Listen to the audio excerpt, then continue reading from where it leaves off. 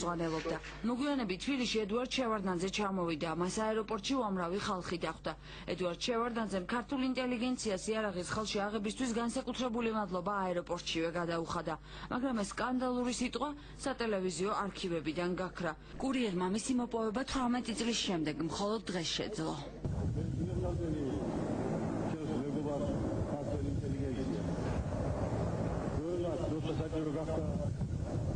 იარაღი ავტომატურად დაიჭირა ხელში ისევ დემოკრატიული საქართველოს ასოციაციის პარლამენტს ადრე გამოფხიზდა თავისი ხალხი.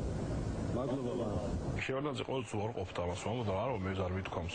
ჩამოსვლის პირველივე დღიდანვე შევარდნაძემ სწორედ ეს სიტყვები თქვა. ის დღესაც გვეშინია ხოლმე სულ ყველას ხო? რომ დიდი მადლობა ინტელიგენციას, რომელმაც იარაღს მოკიდა ხელა პირველმა დაინახა ის საშუალება, რაც ქვეყანას ელოდა. ანუ ამაზე საშუალება რა უნდა ყოფილიყო, რაც შემდეგ საქართველოში დატრიალდა.